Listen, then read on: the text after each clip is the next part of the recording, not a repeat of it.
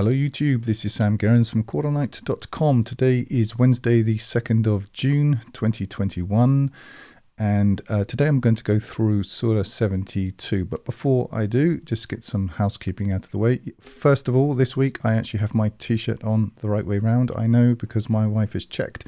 The second thing, you may see something sticking out of my back here. These are tapes that I've had stuck to my tape, some sort of, I don't think it's a Russian thing, but it's certainly something that I've had done here. It's to try to sort of correct pain in my back. So that's what's happening there. It's not that I'm sort of coming apart or shape-shifting into an alien or anything of that nature. Now, the third thing is thank you for all of the approaches and interest asking when the final edition of the Qur'an, A Complete Revelation and the God Protocol are coming out. Well, I hope to be able to submit them to the printer this month, and once I've received back a hard copy and checked that it's how it should be, I'll be sending that live. So it's happening soon, God willing. So that's where we are with that. So if I haven't responded to your inquiry, it's just I get quite a lot, and I just have to stay focused on my main tasks. Having said all of that, today we're going to look at Surah 72 in my series of surahs between 50 and 114, the end of the Qur'an. And if you want to know why I'm particularly interested in these surahs, then you'll have to go through my work on the mysterious letters, which is about 10 or 15 videos back. It's a 7-hour marathon, and you will have to concentrate. It will take a time, but if you do go through it, you'll see why this is my focus, or at least I want to get this done. As regards Surah 72, it's there's a lot to it, and I'm not going to be able to do everything. It's just not possible. If I were to try to go through all of the nuances of this surah, it would be a 2.5 hour presentation, and I just don't think that that's really kind of appropriate at this time. What I can say is that I've written up all of my notes to do with Jinn and Jinnah and all the rest of that, which are floating around in my YouTube channel somewhere, and I've pulled all of that together and created a new article. I don't know how long it is, but it's pretty long, and even the notes themselves to this surah, which, because it treats of the jinn, the notes here are very comprehensive, and if I was trying to read all of those to you, I think we'd all just find that most people have gone to sleep. So I'm not going to be able to do that. I'm going to have to elide quite a lot of this in order to get through it in under 30-40 minutes, something like that. I will try to give you a taste of it, but that I am going to kind of be skipping over some points. Also, I wanted to say that, obviously, I think most people who follow this channel understand, but what the channel has been up to this point has really been a study project. I get people saying, oh, you said this and now you've changed your mind to this. Yeah, I learned something. That, you see, I didn't download what I know, from on high, and, behold, I am now going to, I now have all the answers. No, I knew I didn't have the answers, and what I wanted to do was to see whether it was possible to get those answers. And with something like with the Qur'an, it's just so, it's an encyclopedia. You can spend a lifetime on it. But what I wanted to do was, the reason why, just briefly, I went with the first edition was, you really have to go with something in order, to get feedback. Now, not all feedback is created equal, as anybody who's had an online presence will know. Just move that a bit. But also, you need time to refine your thinking, and it just takes time. Now, there is a huge difference in the quality of what I've been able to do, in no small measure thanks to the people who've supported me whilst I've been doing it, between the first release and what we're coming out, what I'm going to release now. But once this is done, once this is released, that's it. I'm not coming back to it. I don't want to spend my life, just doing this. There are other things I'd like to do if God grants me time to do it. But I'm confident that it's strong enough in order to go ahead with the God protocol. Anyway, all that to say, the God protocol and the Qur'an, a complete revelation, they're one thing, really. And the reason why I needed to do the Qur'an, a complete revelation, and to bring it to a certain level of perfection is because it really forms the platform upon which the God protocol, the book, the God protocol, as it is now, sort of rests. And that wasn't possible on the basis of what the traditionalist has. And I'm not saying all traditionalist translations or non-traditionalist translations are necessarily bad. They just take this extraneous, traditionalist translators, if we take, for example, Hilali and Khan, which would be the most sort of, dagger between the teeth kind of translation in English that I've come across, or much more measured translations. Say, for example, the Sahih International, which is, I think, a quite fair presentation of the Sunni traditionalist position. Or if you take, the more mystical Muhammad Assad, and I really like Muhammad Assad. I got a lot of respect for him. He's the sort of intellectual and sort of kindly gentleman in the corner with great erudition in the Sunni position. The problem with all of that, with all of them, in my view, is that they. I'm not saying they're bad translations. I don't think necessarily that they are. Or briefly, if we would take the non-traditionalist translations, if you take, for example, A.J. Arbery, who's he's a very good translator, or you've got what's he called, Dawood, who did the Penguin translation, and various other people. They've done fairly good translations, but to some degree, they all kind of assume the traditionalists' premises. Which is that the Qur'an indicates the religion. That's the connection. That's the assumed conclusion that you have to come to. And I just don't think that that's necessarily the case. It's not to say that I'm against everyone who's a traditionalist Muslim. I just think that this is not. It doesn't necessarily follow. And if you look at the word Islam in the Qur'an, it's quite clear that this is something which pre-existed. And to say that it's a religion, well, what is the religion? Well, the religion consists of five or six, depending on who you ask, pillars. But it all gets rather silly because what they're saying is this thing pre-existed and then Muhammad came back and sort of revitalized it. But, submission to God, the Qur'an says itself, either God guides or he doesn't guide. Well, that rather kind of dismisses the whole of the idea that you need a religion to guide you. I'm not saying that everyone who follows this religion is a bad person. I don't think that for a moment. But by the same token, I don't think that of Christians or of Jews or of a lot of other kind of sects and what have you. But I'm interested in this book as a thing. Had I discovered it, dug it up in in a cave somewhere, and this book hadn't got this kind of whole cultural baggage attached to it, what would I make of this book? What would I understand by it? Especially given the fact that it claims to be from God, claims to be preserved, and claims to be complete, and requires you, in fact, challenges you to consider it with care. And what I found when I met Muslims in the cultural sense of the word, is basically it came down to, well, you can't really understand this book. You need a good mullah, you need a good expert. And you can't understand it without all this other stuff. And I would say to them, well, have you tried? And then it all got a bit sort of like heaty and nearly punchy in the facey. And I just thought, you don't have it. And perhaps I'll have a crack at it if no one else is going to have a go. And I don't think I'm the only person who's had a go. I mean, there are other people who have had a go at it.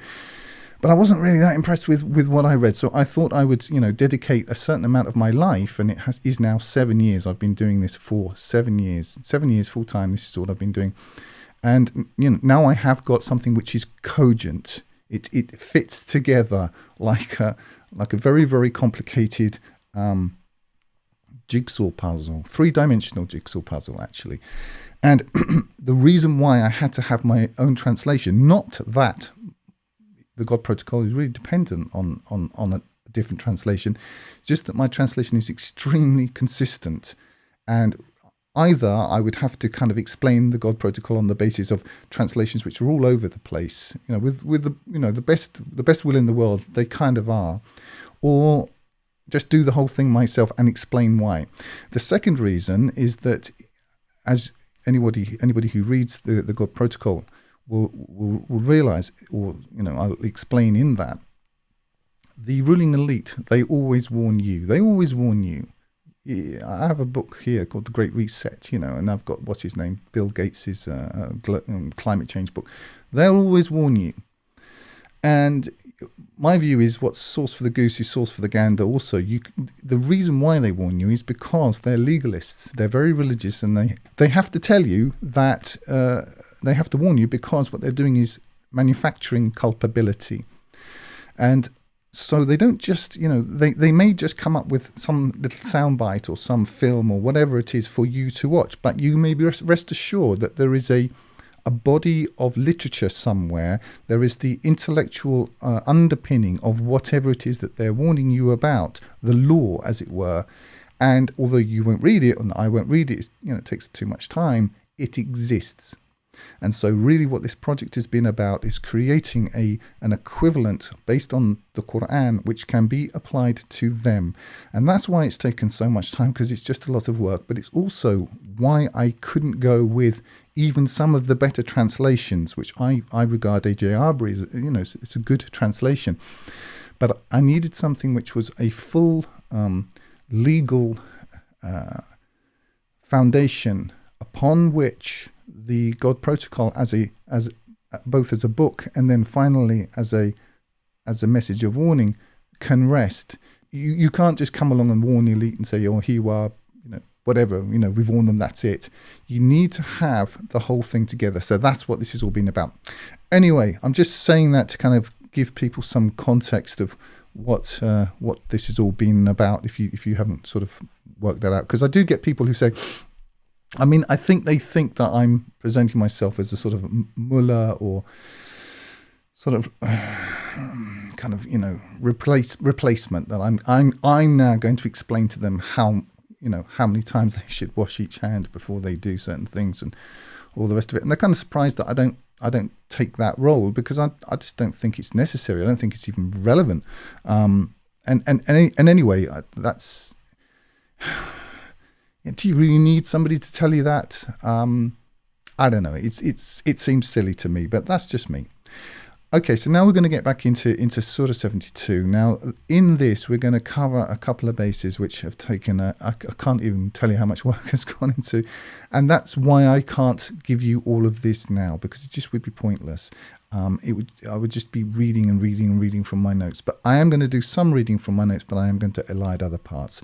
So anyway, housekeeping out of the way, let's kind of just jump into it and see how we go. You'll notice that I've marked a couple of bits in yellow here. Those are notes to myself, or just signposts to myself to remember to give you some information from the notes, the copious notes here.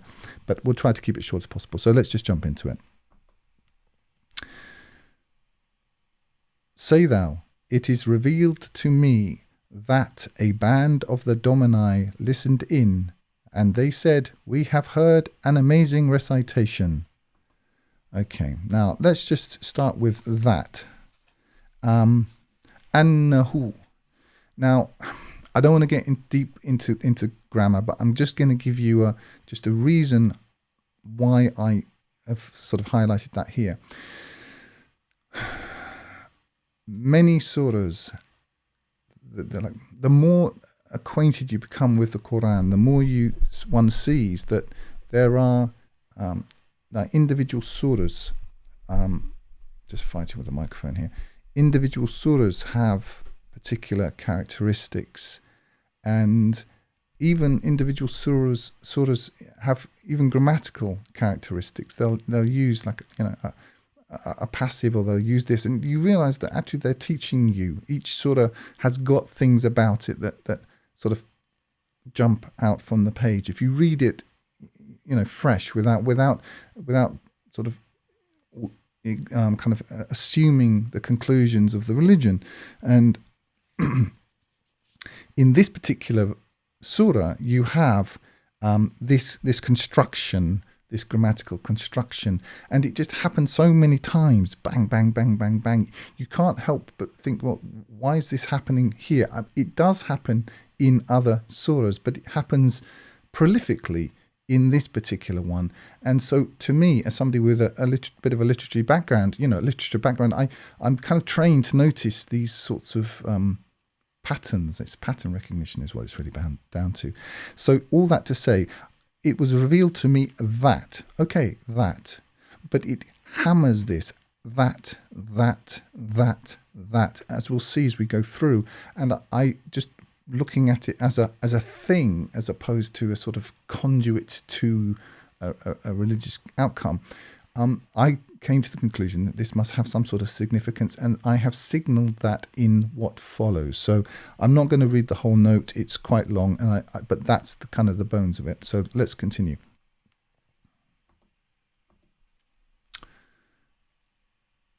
Say thou, it is revealed to me that a band of the Domini listened in, and they said, we have heard an amazing recitation.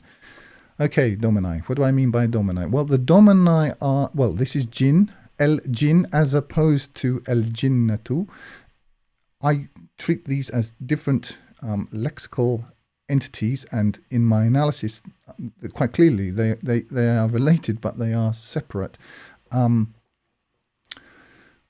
In summary, what I found is that the El-Jinn is usually connected with, is where it is connected with El-Ins. And it's quite clear in my analysis, which you'll be able to read for free once this goes up, because it'll all go on the site, it'll be free, is that the Jinn are then the El-Jinn, and let's just be clear, I'm not talking about El-Jinnatu, I'm talking about El-Jinnu. El-Jinn are the Domini, and what I mean by this are the natural leaders, if you like, the elite. Okay, these are the natural elites. Now, this is going to be unpopular, but why stop now? We're not all ruling elites. We're not all amazing. We're not all fantastic. Our opinions don't all matter. We've been told that we are amazing, that our opinions do matter, but as we've discovered in recent years, or at least in the last 2 years, nobody cares what you think, but nobody cared what you thought before. But we were living under the illusion. It was an illusion. It's sort of wearing off a bit now, of democracy, and the idea of democracy is a really kind of flattering the plebs, isn't it? It's that your opinion matters, and we're going to take it into consideration. No, there's an agenda, and that agenda just gets rolled through, no matter what. Okay, no matter what. It doesn't matter who you vote for. I liken democracy. It's a franchise. It's a franchise, and sure, yeah, that you can vote for a new night manager at Burger King, and the night manager has a certain amount of leeway. He can choose to open 5 minutes earlier, or close 20 minutes later, or change the music perhaps, or whatever. But he's operating within a franchise, and that franchise basically is dependent upon, the Bank of International Settlements in Switzerland. All right. All governments are. It doesn't matter which one you live in, which part of the plantation you're on. It's all owned by the same basic masters, and there aren't very many of them. And so, in my analysis, the Jinn are the rulers, the elites, and this is a natural phenomenon. I'm not even against there being a ruling elite. Why would you? How could you be? It'd be like being against a mountain having a peak. Of course, there are going to be those who are superior in power. It's a natural thing. It's just unavoidable. It's natural social physics. So, I'm not arguing against there being a ruling elite. My argument against the elite is that they have reneged on their contract with those that they rule, and what they've done is they've gone off the reservation and decided that now they don't need everybody else, and they can just get what they want, and they've sort of coalesced at the top. Anyway, all that to say, in my view, Domini are the rulers. They are the ruling elite. Here, in this context, these would be local ruling elites, little fiefdoms, countries, tribes, whatever it is, will have 0.0001% of people who actually make the decisions. I mean, obviously there is some sort of symbiosis between the rulers and the ruled, but fundamentally there are those who are schooled in the arts of rulership or power, and there are those who are not. You know, we live in a natural caste system, and this is insulting, isn't it, to most of us? We kind of brought up, we're trained to think that our opinion is important and we're all important. It's much easier now to say the truth, which is that clearly this is nonsense, as we've seen over the last couple of years, with the roll out of the new part of the agenda. So anyway, all that to say is a bit of a kind of an aside, but I'm just making the point because those who traditionally read the Qur'an are primed to see the jinn, al-jinn, okay, not al-jinnatu, but al-jinn, as these sort of shadowy figures of, you know, made of fire or whatever it is. Please don't sort of expect me to explain all this in the comments. I'm not going to do it. This will be available as a downloadable PDF. The whole of the article, and in fact all of this, will be also in the God Protocol, so you'll just be able to read it and, you know, go through it at your leisure. So I'm not going to be, you know, defending this now, but this is my view. So it was revealed to me. Now this is important. It was revealed to the recipient of the Qur'an. Okay, and as we go into this surah, as I say, it's quite a complex one. There's going to be like a tension, a natural tension between the actual revelation given to Muhammad and this kind of attempt by the domini and to access information by nefarious means. And again, that, the emphasis being on this is a revelation given by God to Muhammad, you see, and it will sort of get into some sort of natural tension with what happens later in the surah. So let's just continue. It is revealed to me that a band of the domini listened in, and they said, "We have heard an amazing recitation, guiding to sound judgment, and we have believed in it, and will not ascribe a partnership with our Lord to anyone." Now, something which is perhaps a bit of a paradigm shift for some people. Not all of obviously this is a local, in my view, ruling elite at that time, but it's, I would say, an error to assume that just because somebody's a member of the ruling elite that they're necessarily evil. Solomon was, you know, hugely, you know, powerful, and he was, you know, a very righteous. He was right according to the Qur'an, not so much, of course, according to the Hebrew scriptures, but according to the Qur'an, he was a righteous man. So you have examples of that. You have the example of the Queen of Sabbath, who, although she was, excuse me a second. Although she was an idolatress to begin with, you know, she repented with Solomon to God. So just because somebody is el jinn, or it doesn't mean that they're evil, and just because somebody's of el ins, it doesn't mean that they're righteous. There are righteous and evil amongst both of them. And, you know, again, it's a bit of a hard one to accept, but there will be righteous men amongst the ruling elites of today. I don't know how many exactly, but I accept that as a possibility, at least. Guiding to sound judgment, and we have believed in it, and will not ascribe a partnership with our Lord to anyone. And that, you see this annahu, this, and I kind of set that up before we started, just so you could get that point. And that, exalted be the majesty of our Lord, he has taken neither consort nor son. Now I wanted to kind of hit this point. It's verse 3.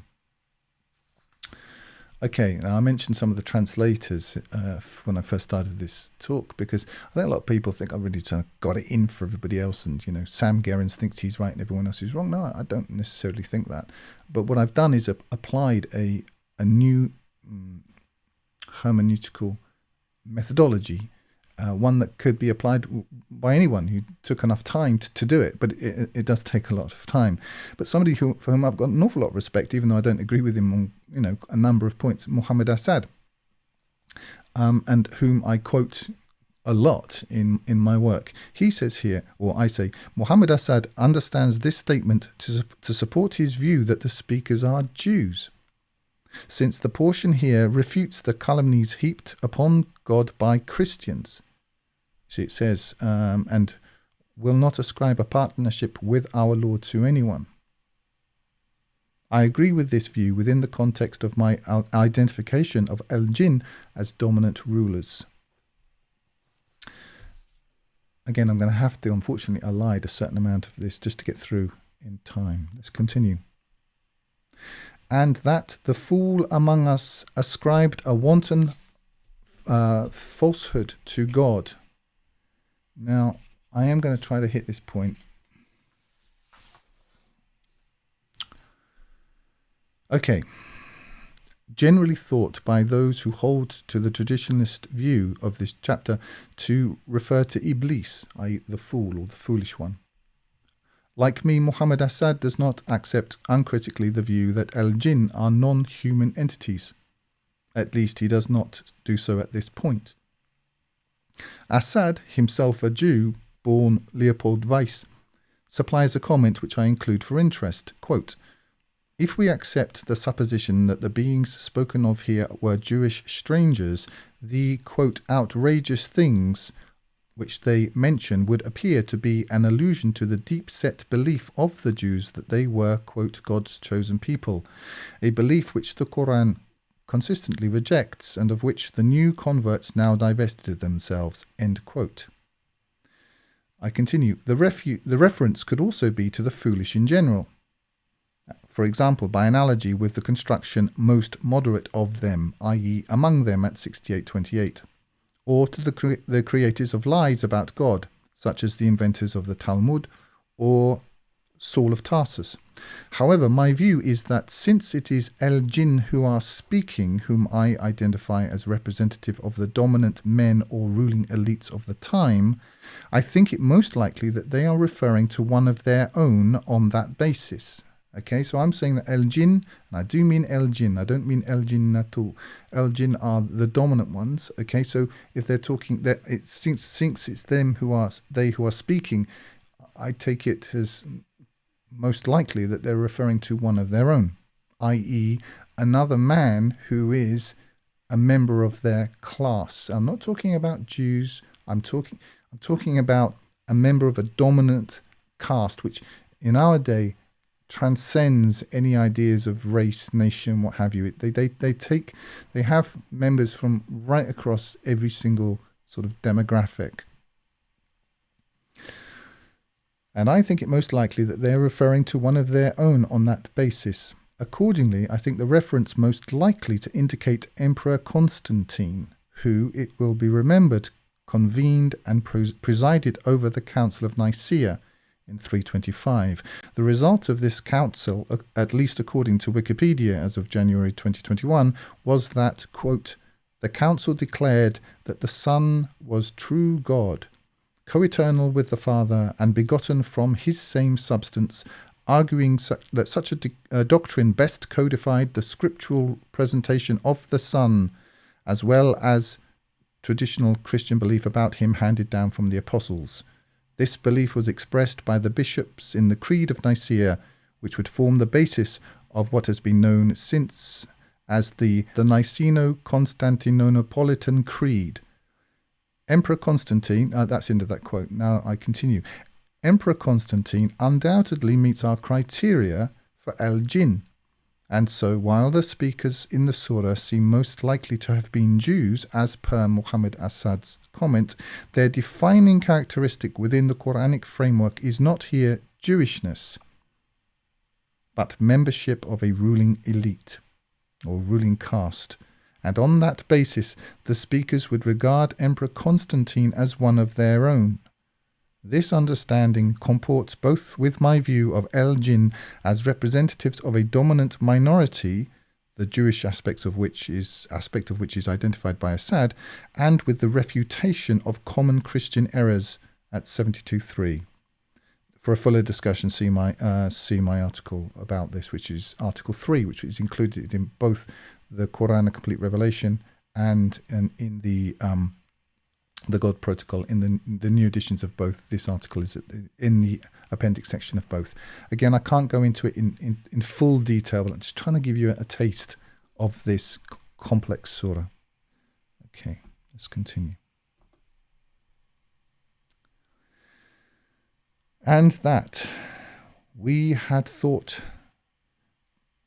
that the Servii and the Domini would not ascribe a lie to God. Now, again, this and that kind of punching all the way through refers back to the fact that, say that it is revealed to me. It's emphasizing that this is revelation from God. And that we thought that the Servii and the Domini would not ascribe a lie to God. The Servii, el-ins in the Qur'an, is the term that I use to define us, just the general people. Okay, there are those who rule and there are those who are ruled. And whereas it was quite difficult to make this point as explicitly as I would like to, it's now much easier to make that point, because I think people, if it looks like a duck, walks like a duck, waddles like a duck, it's a duck.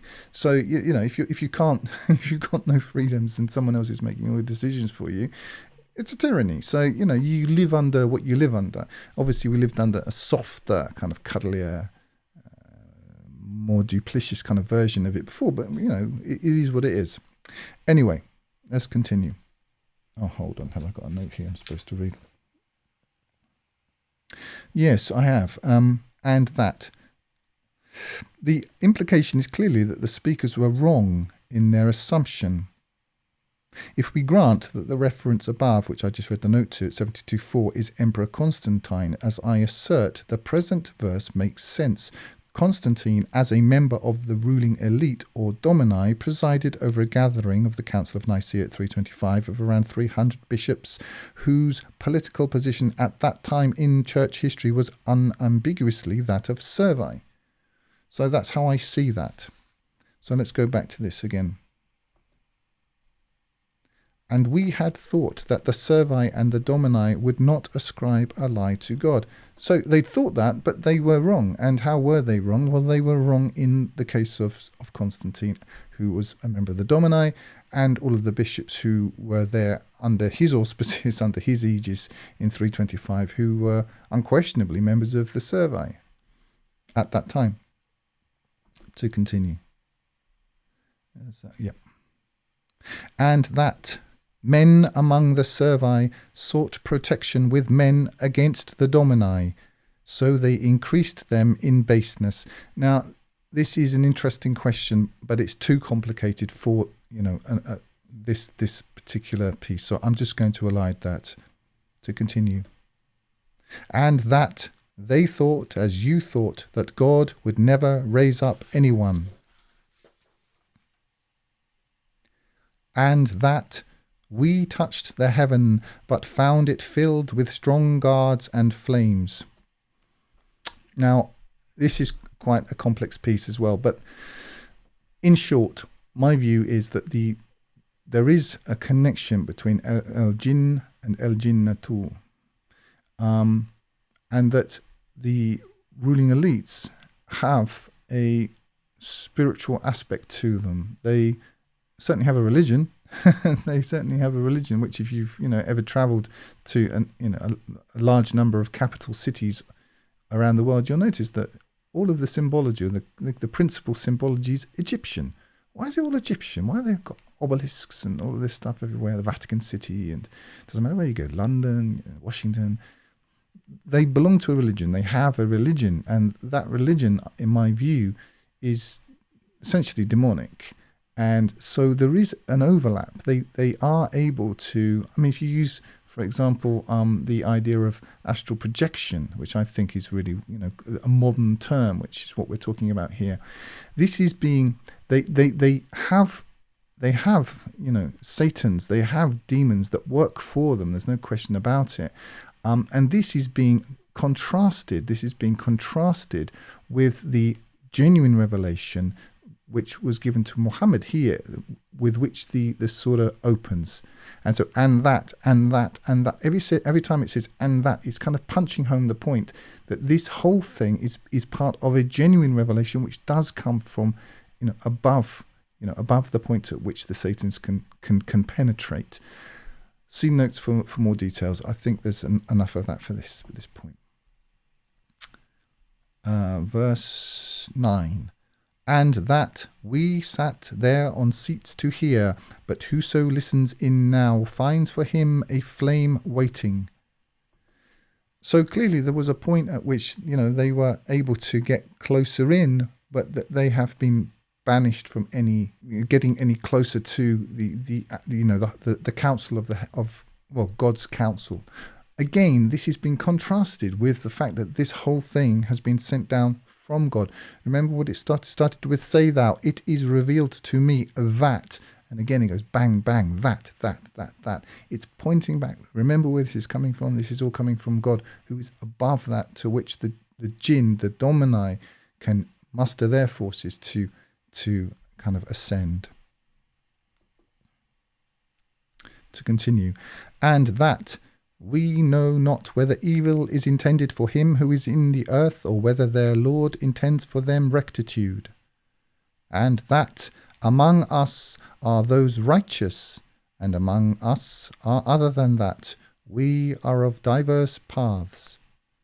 And that we know that we will never escape God in the earth, nor will we escape him by flight. Now, I thought that was quite interesting. I mean, this is a whole study, so I don't know how much of it we can cover here, but let's see if I've got that here. Yeah, this indicates a strict limitation placed by God upon the powers of the ruling elite and their access to the heavenly realms. This limitation contrasts with the features of the present surah, which emphasize the narrative as something revealed to, i.e. sent down by God to the prophet. Continuing. It is my view that the dominant minority maintains power, in large part by means of demonic forces. These forces mean that the elites have known for hundreds of years that escape either into the earth or into the heavens is impossible. This sets in some relief the claims made by modern scientists and government agencies, which specialize in the popular forms of cosmology and cosmogony, which NASA typifies. So, if you look as well, I think they've tried to dig as deep into the earth as they can. In Russia somewhere, I can't remember the name of it. I think they got 8 miles. That's as far as they could get into it. Anyway, let's continue.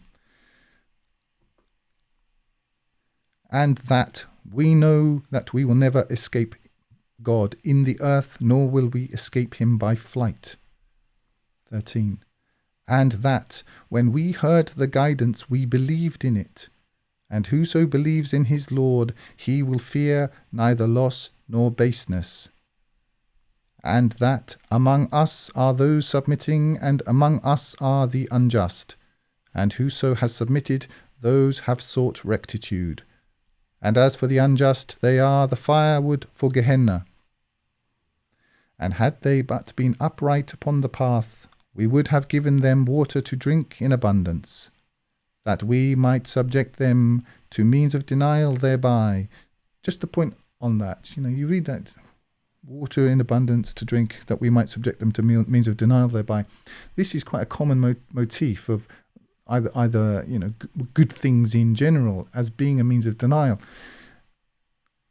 It's quite obvious that poverty and lack is a test, but also wealth is a test as well. In the country that I live, in Russia, we have a whole, I mean, it's kind of settling down a bit, but you have a whole cast of people who grow up in a one-room flat in some ghastly place somewhere who, they're now, multimillionaires or whatever. And I'm not saying it's true of all rich Russians, but it is something of a, almost like a meme. It does go to people's head when they get wealth.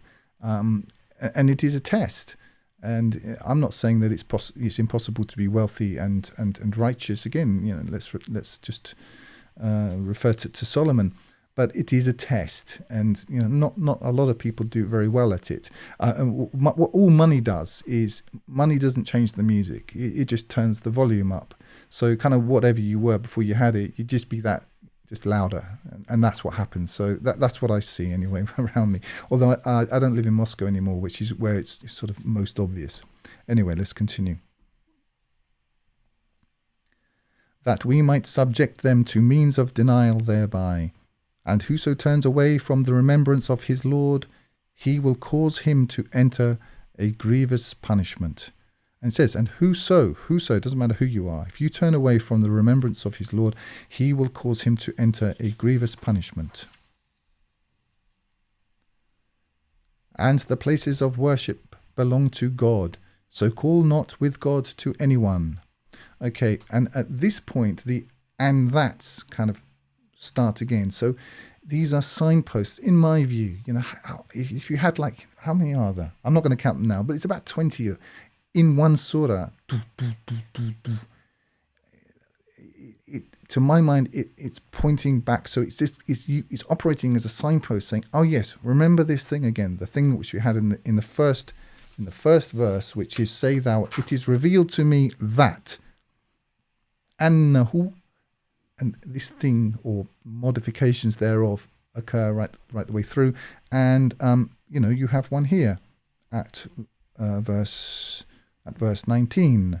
وَأَنَّهُ, and that when the servant of God stood up calling to him, they were almost a compact mass about him. To continue.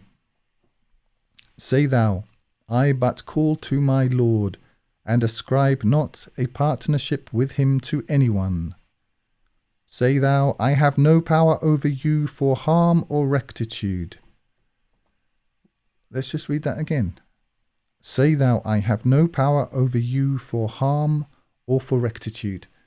Well, that kind of flies in the face of what we're told, isn't it? I mean, surely the whole premise of at least Sunni Islam is that Muhammad definitely had power over people because apparently emulating things ascribed to him 200 and 300 years after the fact is supposed to be the arbiter of both of rectitude, and yet he is told by God Almighty to say that he holds no power. I mean, clearly, for me, reading the Qur'an, coming to it without any kind of pre-existing opinion, it was quite clear to me that God guides or he doesn't guide. It's the religion doesn't guide. But when I began to meet, professing Muslims, they said, "Oh well, it means you have to follow this. This is what guides you." I said, "Yeah, but this book doesn't say that." And they all got very, as I say, sort of, quite borderline aggressive. And I just thought, well, I think I'm gonna look at this book on my own and see if I can make some sense of it. So continue. To continue. 22. Say thou, none will grant me protection against God, nor will I find beside him a refuge, save notification from God and his messages. Now that's very interesting. Save notification. This is the only refuge that he can find against. Is the only refuge is notification from God and his messages. So that is his only protection, is by remaining true to that. It doesn't say following this religion that I'm going to explain to you. I mean, just a point on the religion. You see, the idea, I just found when I first came across the hadith, and I've got a few books here explaining, how it all's supposed to work. It just seemed to me, if you were going to do a very, very, very long, complicated mathematical, sort of calculation, and you started off with 2 + 3 is 12. It doesn't matter how complicated the rest of it is, and even it doesn't really matter how correct, in other words, the rest of it is. You just know it can't really be. You can't be the right answer because the where you start off from is just not right. And I mean the kind of premise is that there's this. All right, let's just take the prayer, whatever one means by that. The idea is that somehow it's possible to ascertain the veracity and sort of memory of all of these people by piecing it back together again.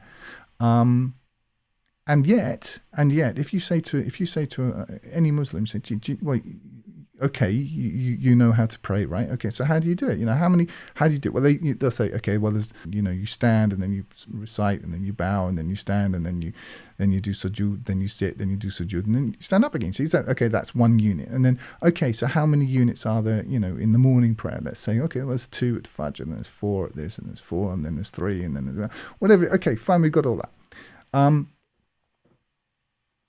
You managed to. Are you better than the companions of the Prophet? Are you better than any of the people who were around him? No. Of course, the answer would be no.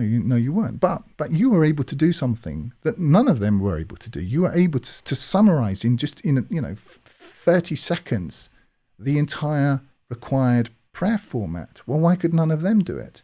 There is no. You can't point to a single Sahih, so supposedly hadith, where so-and-so said, right, this is how you pray. Here's the whole thing. They haven't got it. This is cobbled together out of bits and pieces. And so, its premises just incredibly weak. And yet, there's this book which does fit together. And if you apply the same intelligence, if you applied the same intelligence to this book, they'd have solved this years ago. It's not through want of trying. It's just that they've made this, in my view, quite obvious fundamental error at the outset, and everyone just keeps banging on. And if the Islamic world could point to some huge success, why are they not al-muflihun? The successful. Because if you follow this, you're supposed to be successful. Well, where's the success then? I don't see it. What I do see is that at the first chance, the first opportunity, they go and live in the West. Or they're, like Dubai and places like that, they're living on, American money, American petrodollars.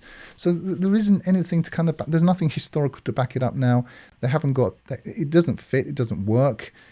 All they got is a bit like what we have in the West, which is, shaming language and name calling if you don't accept their pre-existing conclusions, which is kind of why I think that the West and brand Islam, it's a marriage made in well, where it's made is a matter of some question, but certainly they fit together. They use exactly the same tactics. The only difference is that in the West they don't kill you yet, but that's all coming because socialism always kills. It has to. It needs someone to blame for the failures of its ideology. So that's coming, but this is a hand and glove kind of relationship, and you can see why they're using it. In fact, if you want my opinion, I'd say they even created it. I've never seen the British intelligence agencies ever fight anybody that they didn't personally set up. So, if you look at the kind of the dominant strains of this theology, it's not even a theology, ideology, it's so useful to the Western agencies. You have to ask, cui bono, who benefits? Well, anybody who wanted to create a tyranny in the West right now, they benefit greatly. So that would be where I'd start digging anyway if I was going to look for a cause. But that's just me. Okay, let's just continue.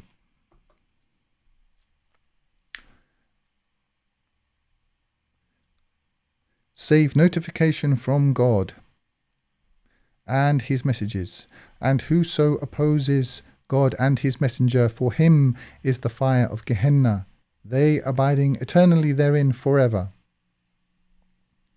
When they have seen what they are promised, then will they know who is weaker in helper and fewer in number.